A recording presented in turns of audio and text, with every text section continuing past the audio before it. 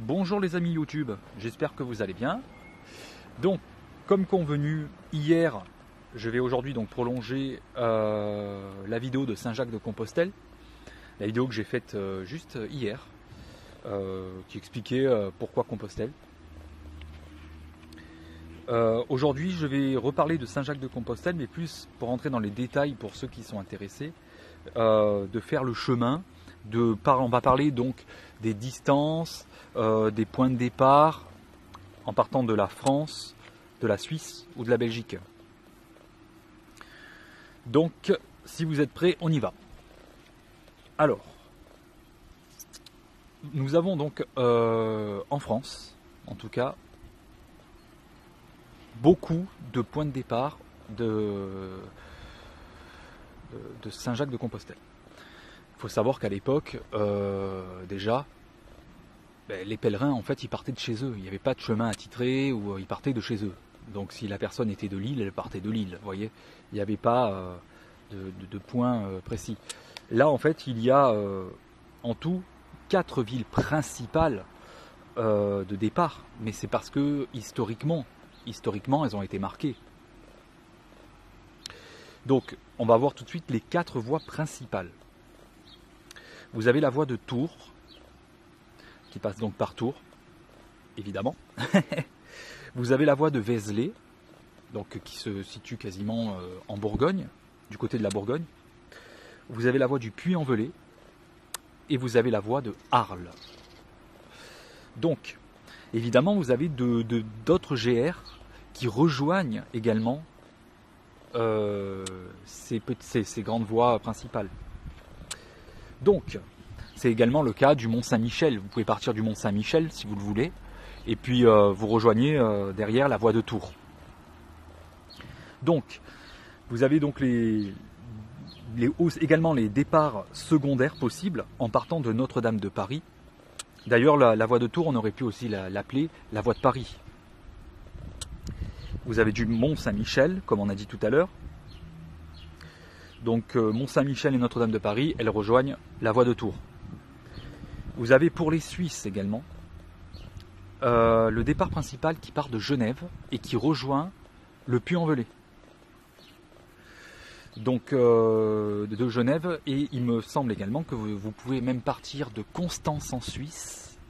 C'est même sûr, c'est vérifiable. Constance-Genève. Il y a à peu près, il faut compter entre 25 jours et 30 jours, hein, à peu près un mois de marche.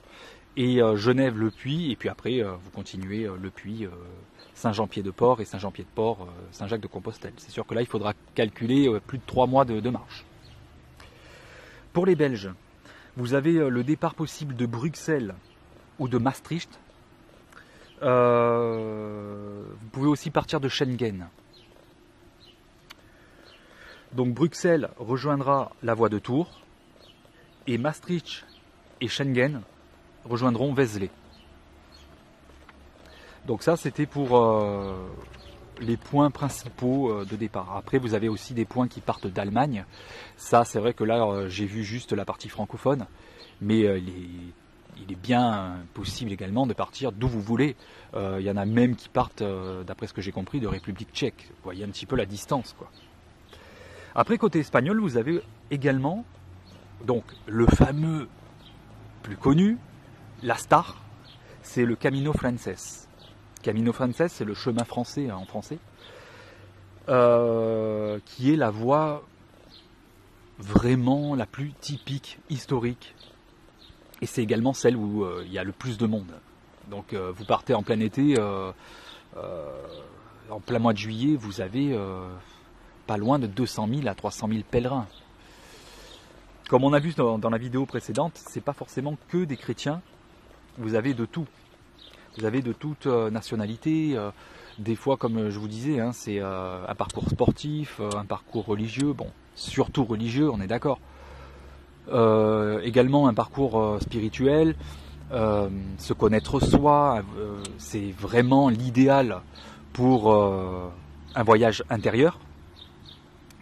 Donc moi je sais que je souhaite le faire, comme je vous disais, c'est vraiment pour ce voyage-là intérieur. également pour Jésus, qui pour moi est important, et Saint-Jacques-de-Compostelle, évidemment, hein, on ne va pas l'oublier, c'est vraiment, on va dire, c'est le principal pour ce chemin. Donc vous avez le Camino Frances qui va lui passer dans les terres, qui va partir de Saint-Jean-Pied-de-Port jusqu'à Compostelle, en passant par Burgos, en Léon, Pampelune. Bon là j'ai un peu fait dans le désordre, vous m'en voudrez pas, mais voilà, en réalité c'est Pampelune, Burgos, Léon et Saint-Jacques-de-Compostelle.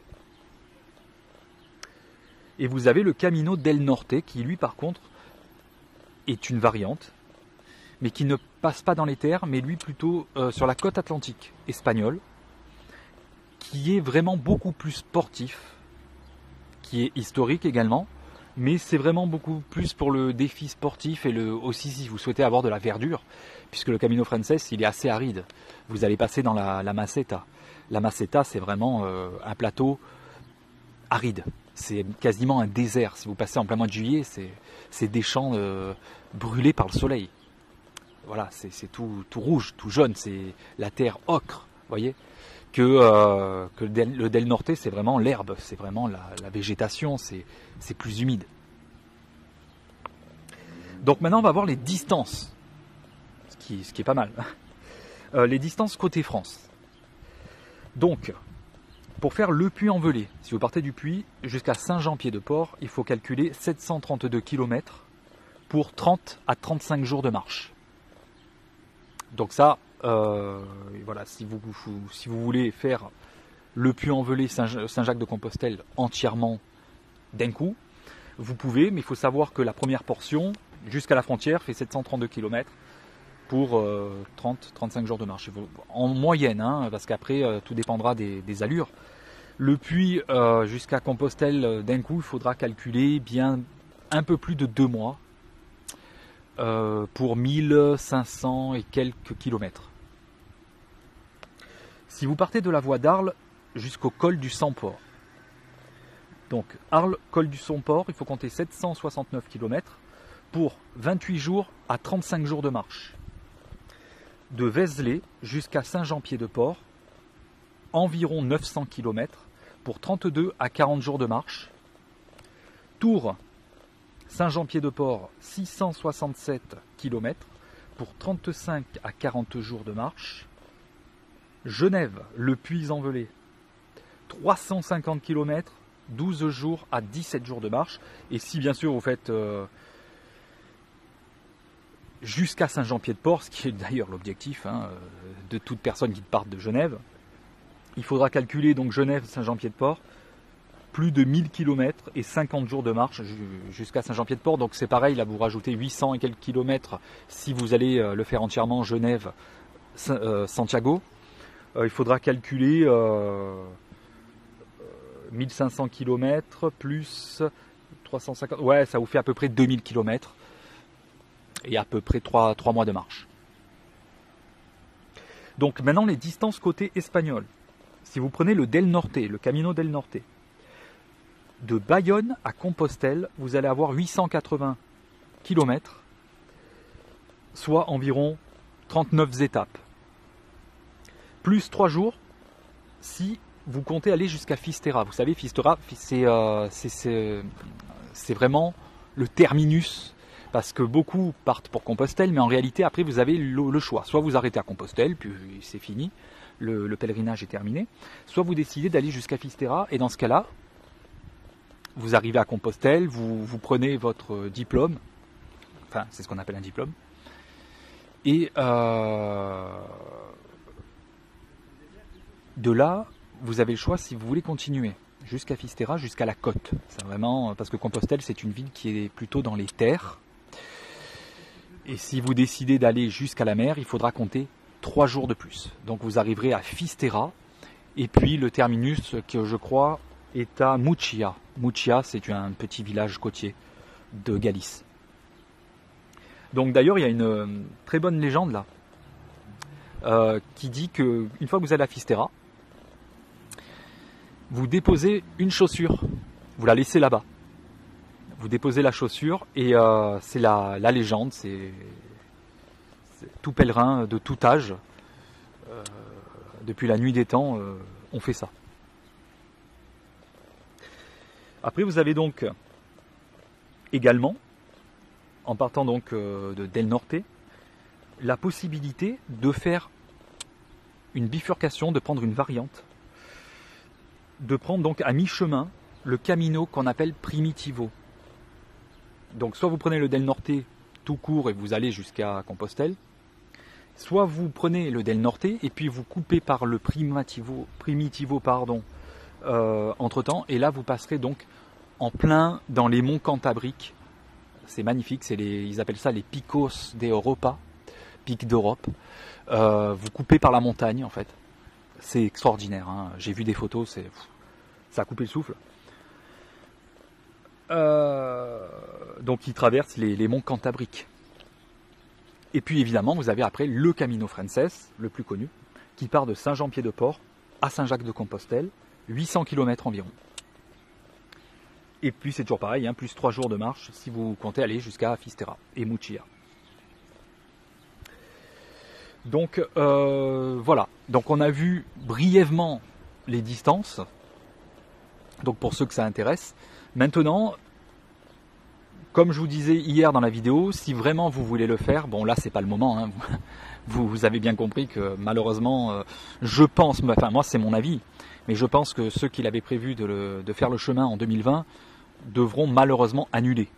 Voilà, certains se posent la question s'ils pourront partir en août ou en septembre. Moi j'ai voulu y croire, me dire pourquoi pas en septembre, mais je ne pense pas. Je pense que malheureusement